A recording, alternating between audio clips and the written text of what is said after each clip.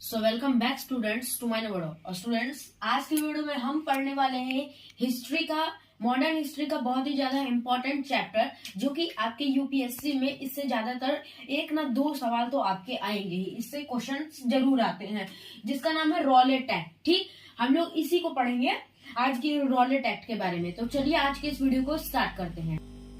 Okay, तो इसमें हम लोग पढ़ते हैं रॉलेट एक्ट। रॉलेट एक्ट किसने लाया था? सर सिडनी रॉलेट ने। इसका नाम याद रख लीजिए, सर सिडनी रॉलेट ने रॉलेट एक्ट लाया था। ठीक, कब लाया था? 19 मार्च 1919 को। ठीक, 19 मार्च 1919 को सर सिडनी रॉलेट ने रॉलेट एक्ट नाम का एक कानून लाया, जिसका उद्देश्य क्या था? क्रांति का दमन। जो गरम दल थे, गरम दल और नरम दल आप जानते हैं? नहीं जानते? ठीक, मैं बताता हूँ। नरम दल कौन थे? जो कि अहिंसा का समर्थन करते थे, मतलब कि आराम से शांति पूर्वक कोई काम करते थे, अहिंसा का। और ये जो गरम दल वाले थे, हिंसा का काम करते थे। और नरम दल में गांधी जी लीडर थे, और आपके इसमें गरम दल में हो गए भगत सिंह। भगत सिंह इसमें एक तरीके के लीडर थे। ये लोग हिंसा का समर्थन करते थे, और जो नरम दल वाले थे वो अहिंसा का समर्थन करते थे। ठीक, क्रांति का। और इसी गरम दल वालों को ना दबाने के लिए ये रॉलेट एक्ट लाया गया था। ठीक, अब देखिए, एक बार यूपीएससी में क्वेश्चन पूछा था कि रॉलेट एक्ट का असली नाम क्या था। ठीक, तो इसका असली नाम था anarchical and revolutionary crime act 1990। Okay, anarchical and revolutionary crime act 1919, इसको ये नोट कर लीजिए। ओके, अब देखिए, अब समझते हैं कि आखिर रॉलेट एक्ट में होता क्या था। इसी को महात्मा गांधी ने काला कानून कहा था। अब कुछ तो वजह होगी कि महात्मा गांधी ने इसको काला कानून क्यों कहा, उसी वजह को समझिए। रॉलेट एक्ट में क्या था? पुलिसों को अधिकार था कि वो किसी को भी संदेह के आधार पर गिरफ्तार कर लेंगे। ठीक, मतलब कि अगर कोई आदमी है, एक पुलिस वाला है, जा रहा है, उसको उस पर डाउट हुआ कि इसने उसका मर्डर किया है। ठीक, तो उसको ये गिरफ्तार कर लेगा। और गिरफ्तार करने पे आप ना ही किसी से अपील कर सकते हैं, ना ही दलील और ना ही वकील। इसीलिए इसमें क्या था? बिना दलील, बिना वकील, बिना अपील। इसमें ना ही आप दलील दे सकते हैं, ना ही अपील कर सकते हैं, और ना ही आप वकील रख सकते हैं। उठा के जेल में डाल देगा आपको, जाओ। ये इसीलिए इसको काला कानून कहा गया। ठीक, इसका बहुत ही ज्यादा विरोध हुआ। ठीक, रॉलेट सत्याग्रह। अब रॉलेट सत्याग्रह, गांधी जी ने सोचा कि यार इसको तो हटाना पड़ेगा, यार इतना गंदा कानून है, अब इतना खराब कानून है भाई, यार किसी को डाउट के मतलब उस पर डाउट हुआ तुम उसे जेल में उठा के ले जाओ, खराब कानून है कि नहीं। इसीलिए महात्मा गांधी ने सोचा यार इसको तो हटाना पड़ेगा, तो उन्होंने क्या किया? रॉलेट सत्याग्रह। ठीक, रॉलेट सत्याग्रह नामक आंदोलन चलाया। रॉलेट सत्याग्रह 1919। ठीक, अब इसको रॉलेट सत्याग्रह को आइए समझते हैं। रॉलेट सत्याग्रह क्या है? 30 मार्च। ठीक, 30 मार्च दिल्ली में स्वामी श्रद्धानंद ने इसका नेतृत्व किया। दिल्ली में 30 मार्च 1919 को स्वामी श्रद्धानंद ने दिल्ली में रॉलेट सत्याग्रह का नेतृत्व किया। ओके, ठीक, और वहीं से इन्होंने अपना एक और भी आंदोलन चलाया, कर मत दो आंदोलन। ठीक, अगर देखिए, स्टूडेंट्स जो होते हैं ज्यादातर एक सवाल में फंस जाते हैं। कर मत दो आंदोलन किसने चलाया था? कर मत दो आंदोलन स्वामी श्रद्धानंद ने, और कर मत दो नारा सरदार पटेल ने चलाया था। ठीक, इनका समझ में दोनों का लिख देता हूं। ये कर मत दो आंदोलन लिखा है स्वामी श्रद्धानंद, और कर मत दो नारा, ये नारा किसने चलाया था? कर मत दो नारा सरदार पटेल। सरदार पटेल ने चलाया था। ओके, अब इसमें अब आप फंसिएगा नहीं। आंदोलन किसने चलाया? स्वामी श्रद्धानंद ने, और कर मत दो नारा सरदार पटेल ने। समझ गए? अब आगे बढ़ते हैं। अब देखिए, 6 अप्रैल को गांधी जी ने, 6 अप्रैल, ठीक, जो 6 अप्रैल को देशव्यापी हड़ताल हुआ, गांधी जी ने देशव्यापी हड़ताल बुला लिया कि हम लोगों को ये कानून, मतलब कि हम लोग को ये कानून नहीं चाहिए, इसका विरोध होने लगा। तो और इससे ना इतना ज्यादा कि माहौल खराब हो गया, इससे माहौल बहुत ही ज्यादा खराब हो गया। तो अंग्रेज जो थे, अंग्रेजों की मतलब फाइनेंशियल, मतलब आर्थिक स्थिति से काफी कमजोर होने लगे।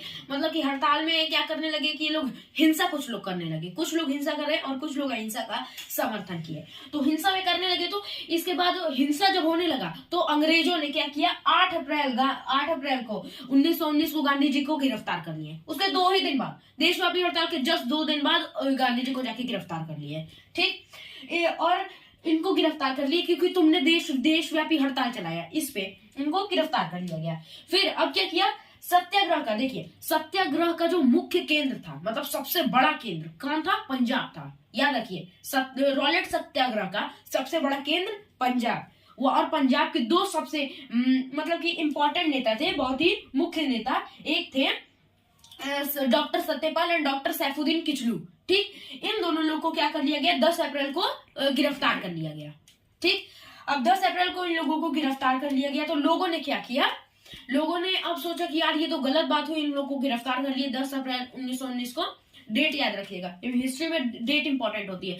तो लोगों ने सोचा कि यार अब क्या करें, तो जालियांवाला बाग में एक मीटिंग बुलाई गई। अब देखिए जालियांवाला बाग हम लोग समझते हैं, तो चलिए अब हम लोग समझते हैं अब जालियांवाला बाग हत्याकांड की वजह से, रॉलेट एक्ट की वजह से ही तुम लोग। ओके गाइस, अब हम लोग इसको 13 अप्रैल जो 1919 जो हुआ था, इसमें रॉलेट एक्ट की वजह से ही हमारा जालियांवाला बाग हत्याकांड हुआ था। ठीक, तो आप समझते हैं कि ये जालियांवाला बाग हत्याकांड कैसे हुआ था। जब 10 अप्रैल 1919 को सैफुद्दीन किचलू और डॉक्टर सत्यपाल को गिरफ्तार कर लिया गया, क्योंकि ये पंजाब के बहुत ही अच्छे नेता थे, तो इन दोनों लोगों को अंग्रेजों ने गिरफ्तार कर लिया।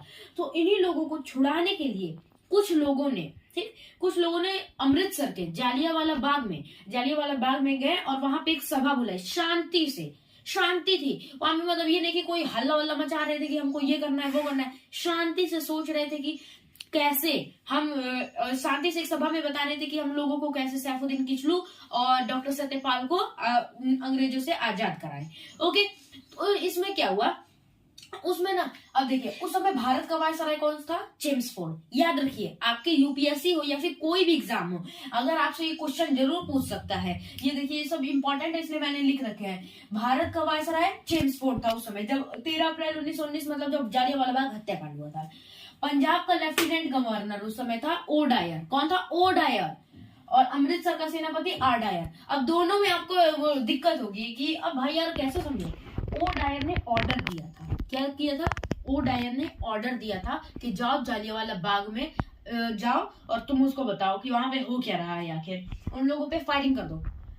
तो अमृतसर के सेनापति जो था आर डायर गया गोरखा रेजिमेंट लेके चल दिया। और यहाँ पे कौन गद्दार था, सोचेंगे ना भाई, अब उसको कैसे पता चला, ये ओ डायर को कैसे पता चला कि यहाँ पे शांति सभा हो रही है, किसने बताया, तो यह भारतीय गद्दार हंसराज ने।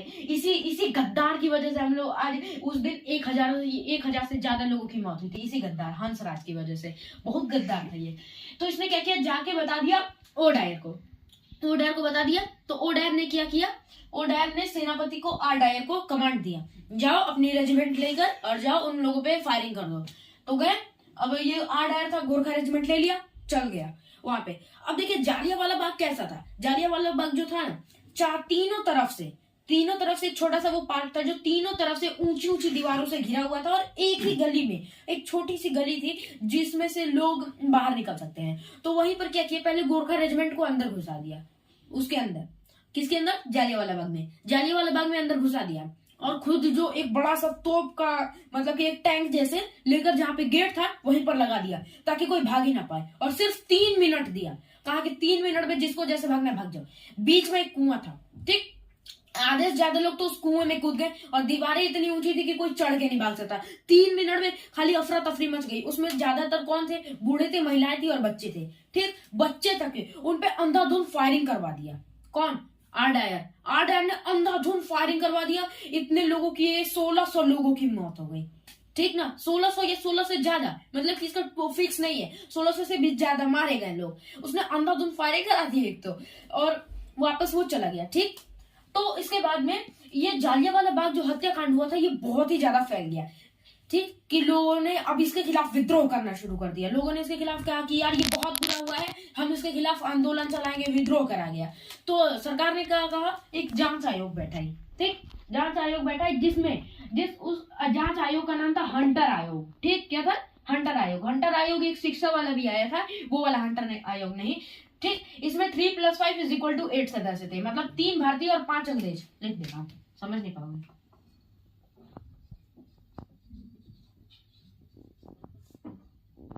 3 भारतीय और 5 अंग्रेज। ओके, तो 8 सदस्य थे, जिसमें 3 भारतीय थे और 5 अंग्रेज थे। हंटर आयोग नाम था। ठीक, जिसमें इस हंटर आयोग में बता दिया गया कि जो ओ डायर ने जो काम किया है वो सही किया, उसको निर्दोष साबित कर दिया और उसको मतलब उसके सम्मान से उसको लंदन भेज दिया। अब ये बताइए गलत बात हुई कि नहीं? एक तो उसने फायरिंग करवाई, उसने ऑर्डर दे दिया और ऊपर से इतने लोगों की जाने ले ली और बिना बताए फायरिंग करवा दिया, किसी को बताया भी नहीं और उसको निर्दोष साबित कर दिए। ये तो गलत बात हुई। हंटर आयोग में उसको निर्दोष साबित कर दिया गया और बताया गया कि ओनली 379 लोगों की मृत्यु हुई थी। अब समझ रहे हैं, 4 गुना कम भी कर दिए उसको। 1600 लोगों से ज्यादा की मृत्यु हो गई थी और बोल दिए 379 लोगों की। गलत बात हुई ना। तो क्या हुआ, तो कांग्रेस जो थी, कांग्रेस ने अपना आयोग चलाया, मदन मोहन मालवीय के नेतृत्व में एक अपना आयोग चलाया, ठीक, जिसका नाम मदन मोहन मालवीय के नेतृत्व में अपना आयोग चलाया, जिसमें डायर को दोषी साबित किया गया कि वो दोषी था। ठीक, अब इतना समझ गए। अब देखिए सन 1940 में 1919 में ही एक लड़के ने ठान लिया था, एक लड़का था, ठीक, ज्यादा बड़ा भी नहीं था, अभी जवान भी नहीं था, उसने ठान लिया था कि मैं डायर को मार के ही रहूंगा।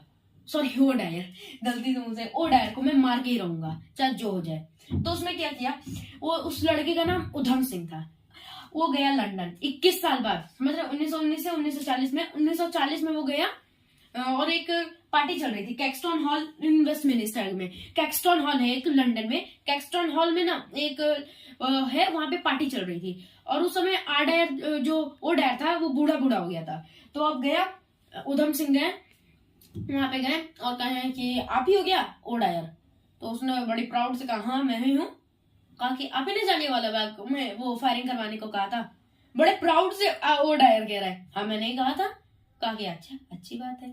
अपने रिवॉल्वर निकाले, 4-5 गोलियां उसके सीने में दे दिए, मतलब कि फायरिंग उसके ऊपर कर दिया और उसकी वहीं पर ओ डायर की मृत्यु हो गई। और उसके बाद उनको अंग्रेज सरकार आई, अंग्रेज मतलब कि वहां की पुलिस आई और उधम सिंह ने कहा कि जल्द जाओ उनको पकड़ लो, हमको क्या है, हम तो खाली इसको मारने के लिए आए थे, हमने ठाना था, हमारा बदला पूरा हो गया। और वहीं पे उधम सिंह को फांसी दे दी गई। कहाँ पे? लंदन में दी गई थी। ओके, ये बहुत ही ज्यादा वीर थे, ठीक, बहुत ही ज्यादा वीर थे।